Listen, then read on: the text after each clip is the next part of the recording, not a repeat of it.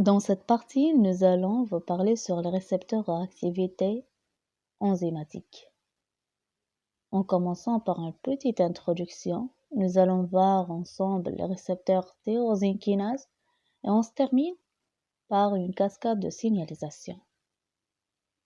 Nous savons que les processus biochimiques fondamentaux dans le corps reposent sur des cascades de signalisation enzymatique. Les scientifiques ont conclu qu'il existe six grandes catégories de récepteurs couplés à des enzymes.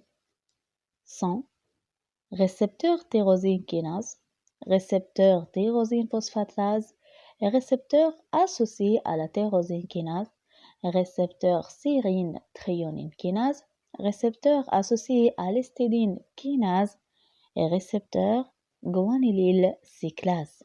Mais dans cette partie, nous allons intéresser seulement sur les récepteurs tyrosine kinase. La structure de ces récepteurs est une chaîne polylipoptidique transmembranaire. Elle se compose d'un site de récepteurs qui se localise au milieu extracellulaire, puis un segment transmembranaire et un site de phosphorylation et site enzymatique qui se trouve au milieu intracellulaire. Les récepteurs les plus célèbres des tyrosine kinase, on a le récepteur d'insuline, l'EGF, l'NGF, PDGF, FGF et OPH. Tous ces récepteurs ont un domaine cytoplasmique à activité kinase, responsable sur la phosphorylation des tyrosines. Les tyrosines phosphorylées, on les appelle les phosphotyrosines.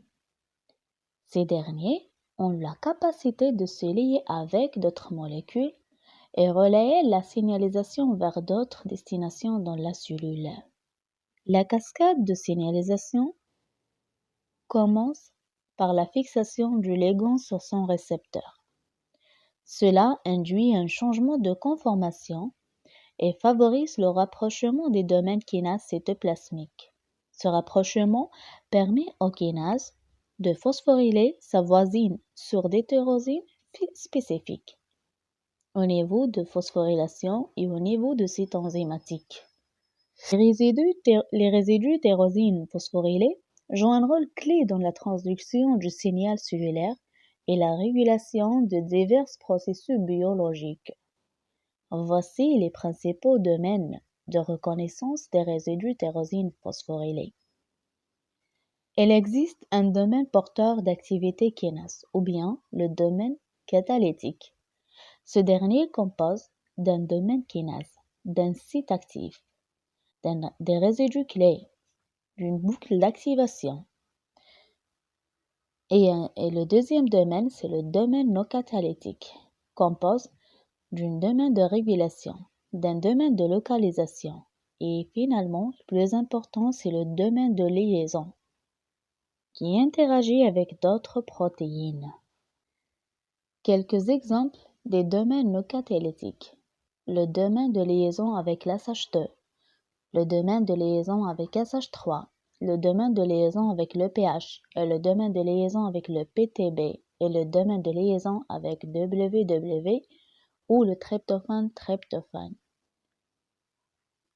Suite à la phosphorylation des tyrosines, et comme précédemment mentionné, les tyrosines phosphorylées possèdent des sites d'attache avec d'autres molécules de signalisation.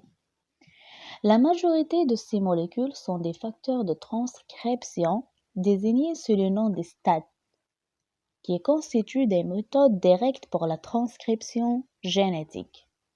Chaque STAT dispose de domaines de liaison SH2 qui lui permettent d'adhérer aux phosphotyrosines spécifiques de certains récepteurs tyrosine kinase activés. Cela favorise leur proximité avec les kinases tyrosines qui seront ensuite phosphorylées et activées. Les STAT activés se transforment en dimères qui se déplacent à l'intérieur du noyau et interagissent avec d'autres cofacteurs pour réguler l'expression des gènes spécifiques pour la synthèse d'une protéine, autrement dit, enzymes correspondants et donc l'effet physiologique nécessaire.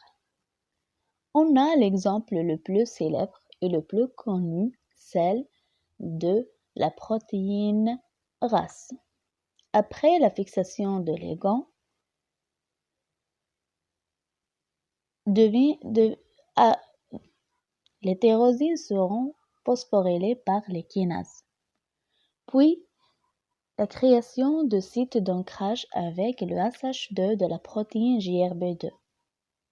Le JRB2 permet l'activation de la protéine SOS. SOS va activer la protéine RAS et cela déclenche une cascade de phosphorylation. La protéine RAS intervient dans la régulation de la prolifération, différenciation et la vie cellulaire en général.